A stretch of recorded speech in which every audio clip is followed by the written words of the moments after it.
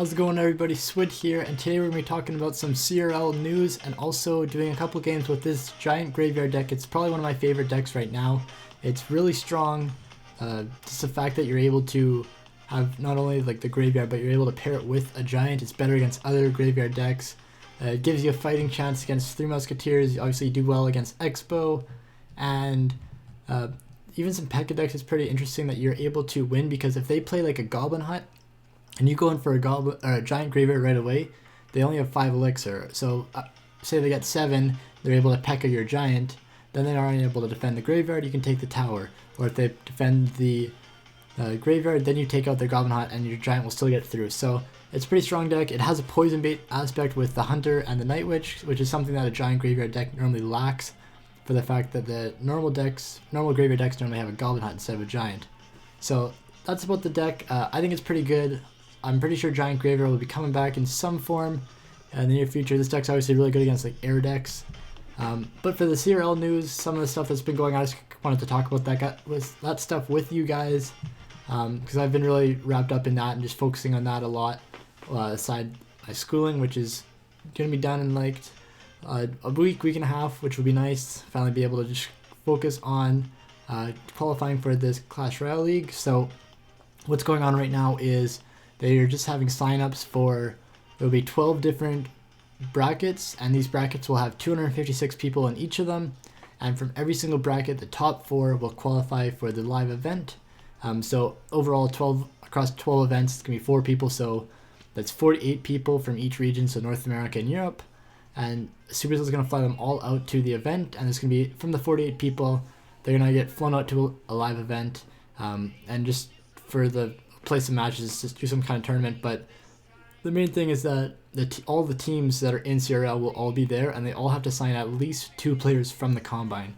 So that means it's going to be at least 16 people from each region is getting signed. So it's like a 33% chance if you make it, you're like 33% chance you're on a team, and that's just like the baseline. There's obviously a better chance if you do well and if teams sign more players. So I'm really excited. Hopefully I qualify. I can obviously have a good chance at getting onto a team, whereas if you don't qualify for that, there's not going to be a great opportunity to, because most teams already have a few like star players plus the Combine players, and I don't know how many extras they're going to be wanting, just based on what the format is and all that, which I obviously don't know all of it, but based on China region, it seems it's only playing 3 people per day, so some people might not be wanting to get a full roster of 6 people, so that's something to take note of.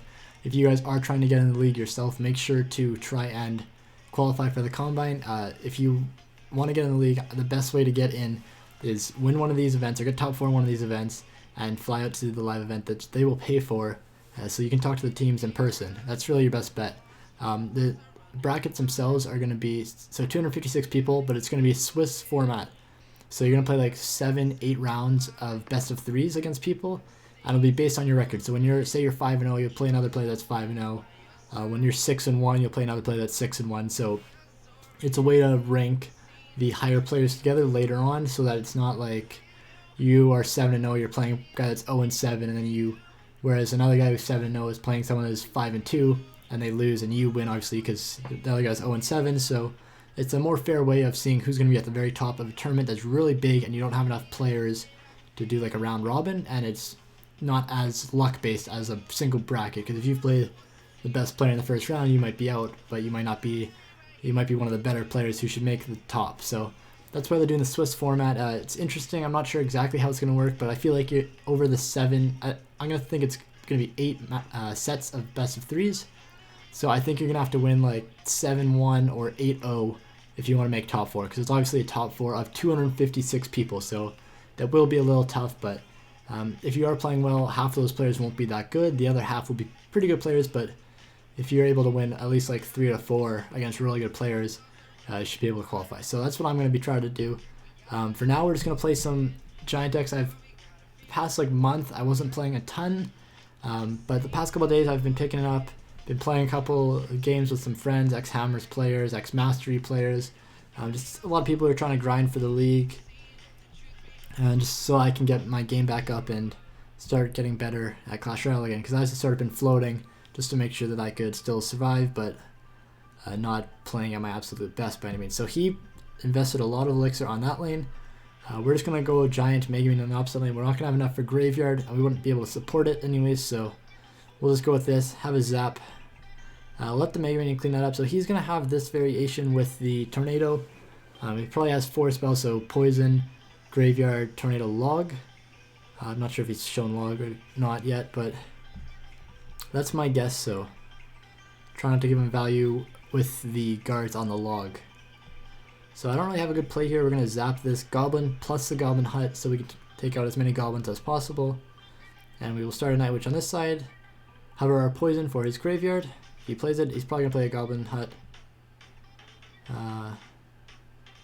We don't really want to...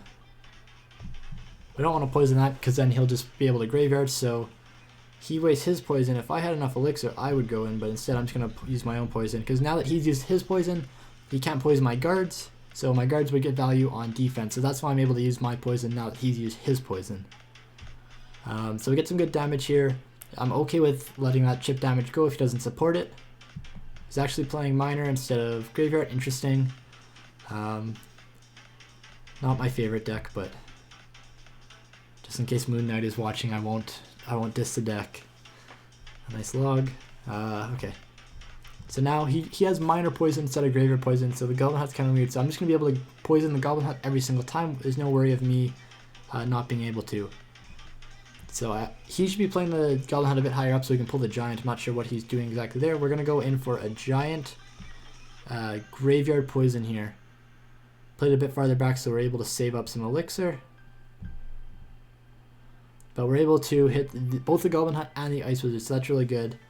He tornadoes that back, but it's not a big deal. We still get through. And the Giant's still alive, so the Giants still thrive. And this is what's really good about this deck. You can either... Oh, misclick. You can either defend the Graveyard or the Giant. It's very hard to defend both of them effectively at the same time. So he wastes his poison. We're going to go in on this lane. And we'll just block the Ice Wizard. We already have a tower, so we're just trying to apply some pressure here. I don't even care if I get any damage or not. Just trying to make him not be able to spend as much elixir. He doesn't switch up his placement at all. And we'll take a tower. So that's first game. I haven't played this deck a ton, but I've played against it when I've been practicing. I just sort of picked it up today. I've really been liking it. It's good. You got the Hunter for lots of DPS. You also have the Mega Minion for air troops that you can't get with the Hunter. Now obviously the Night Witch pairs very well behind a Giant. It's good poison bait. They have to poison your Night Witch and they aren't able to poison the Graveyard. So that's sort of an interesting option, obviously. And you have the guards to really defend those princes, dark princes, which are very prevalent in the current meta.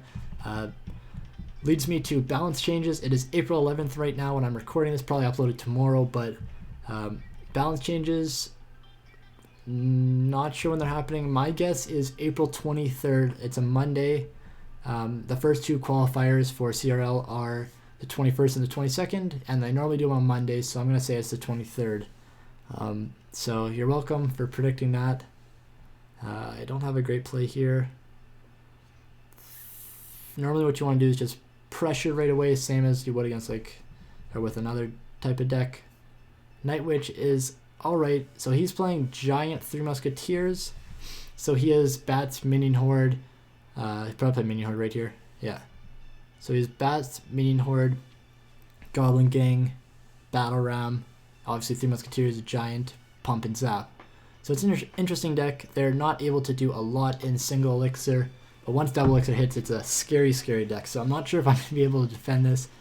Guards are going to do a lot against 3 Musketeers. Hunter, if you can get it up close. But the thing is, you can't play it against 2, what are they called? Musketeers. You can't play them against 2 Musketeers on their own. They will die, or the Hunter will die.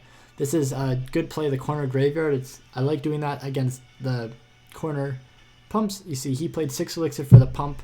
And then he played an extra 3 elixir for the Goblin Gang. I was able to just defend that all for 5 elixir, so it was a 5 for 9, and I don't have to deal with his pump, which I normally have to poison or just ignore, but give him a +2 trade. So instead, I got a +4 trade instead of letting him get a +2. So I'm a happy camper. Now, when he plays 3 Musketeers, I have my poison. So he's going to play a Giant probably, and we'll just mimic that play. Not sure what he's doing. Oh, we guessed wrong. I thought he would go into this lane because it's the weaker lane. I'm not sure what he's doing. So we're going to put a Night Witch behind this and poison. And then we'll Hunter up close over here. That's my plan at least. We'll see how it goes. Yeah, it gives me good poison value there. So we'll guards first to protect the Hunter. Hunter's going to do really good against a minion horde. As you can see, it's spread, so it's good against like Graveyard or Minion Horde or Skarmy or those kind of things. Just for the fact that it's able to spread it has 10 bullets, so it can spread those all out and damage 10 small things. It's like the minions all at once, which is really nice, obviously. So our Giant's getting a lot of value here. Sort of just left everything else. Didn't pressure too much, but I threw a Giant in front, and it worked out very well. So here we can really take either tower. It's not big deal. So wherever he plays his Giant, or okay, doesn't play his Giant. So we're just going to Giant in front of that, protect our Hunter, and let it clean up those troops. That should just deal with the left lane, and we'll just go in here. Well, Graveyard, we could poison and take the tower, but Graveyard I think will be a little bit quicker. So I've never actually played this matchup before, but it seems to be a fairly good matchup. You have a lot of pressure with obviously Giant Graveyard, and you have good air counters, so the Minion Horde isn't a big worry for you. You have your Night Witch Zap, or you have Mega Minion Hunter. They're all good options, so I think we'll do one more match. Hopefully get a good match here. Golem would be nice, because Golem you can beat.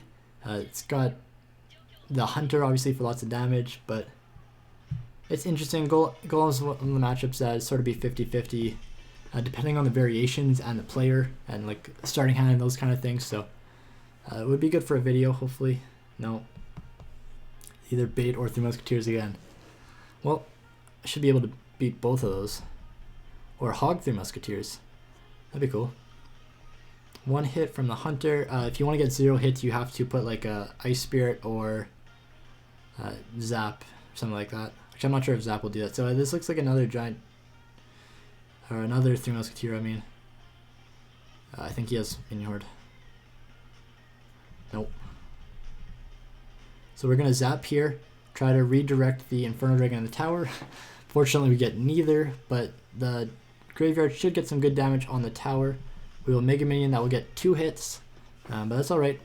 He's going to get some, we'll let him get some damage on this side. Actually, we'll play guards because we don't want to let the Infernal Dragon on the tower, because then that will just take our tower. So he wastes his Zap, so works out for us. And we actually got some really good damage on that right lane. So this is a very weird deck. It's just a hog cycle deck with all the Zap bait cards, which also should hopefully be nerfed. So when the update comes on the 23rd, there will also be balance changes. Obviously, Clan Wars are coming out, which should be good.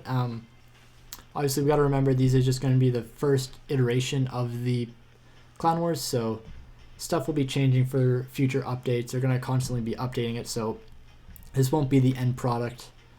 So don't be worried about that, guys. I would Zap if I had it. You want to Zap after 4 seconds, so it doesn't tier up to the 3rd, because every 2 seconds it tiers up. It has 3 tiers, so if you Zap it at 4 seconds, it's right before it gets to the 3rd tier. But for Clan Wars, it's not going to be the final product. That it's still like a first version, so don't be too harsh on them if it's not the greatest. So we need to get a tower here. Let's try to build up a Giant Graveyard push. And the good thing about this deck is you can go Giant Poison or Giant Graveyard. I'm going to go Giant Poison. And 3, 4. And see, that Giant's going to survive a lot longer and be able to take the tower. If you Zap too early, obviously it's going to quickly get back to the 3rd or 2nd and 3rd tier, which is not what you want. Damn it. Did not want that to happen. So he's going to have some swarm troops. We'll try and get an up-close Hunter. And that was actually a really good Zap. The bats were able to take out the Inferno Dragon. And we're able to hold it on for the win. Luckily, he did not fireball in time. So that works out for us. So yeah, guys, I really like this deck. Hopefully you guys too. There's also interesting, where is it? This Giant Three Musketeer deck that I played is also very interesting. I like it, but It's kind of weird. I don't want everyone to be playing it, so just a few of you can play it, not all of you, okay? Thank you. We don't want to be playing this all the time, especially if you're trying to play Expo. It's not friendly or Graveyard. So only a few of you get to play this. First 5 to comment get to play it. Everyone else not allowed to. Sounds good? Okay. So that's the end of the video, guys. This is a deck. Hopefully you guys enjoyed it. If you guys have any questions about the CRL stuff, let me know in the comments. Hopefully I can help clarify stuff. And if you guys are trying to make it, good luck. You will have to move out to their gaming house, probably Los Angeles for North America. I'm not 100%, they haven't announced it, but that's my guess because that's where most of the organizations have their gaming houses already. So if you are trying to make it in, remember that you are going to have to move probably during school, so it's not going to be for everyone. So just keep that in mind. Don't get your hopes up if you're not able to move out of town. It's not for everyone. Again, I will be trying to do it. Hopefully you guys will see me on the main stage competing for the World Championship, but first I got to qualify, so that's my steps right now. Just focusing on the first qualifier, trying to get that before the balance changes. So with that, guys, have a good day, because I'll probably upload this tomorrow. Hope you guys enjoyed the video, and make sure to leave a comment, like, and make sure to subscribe. Have a good one, guys.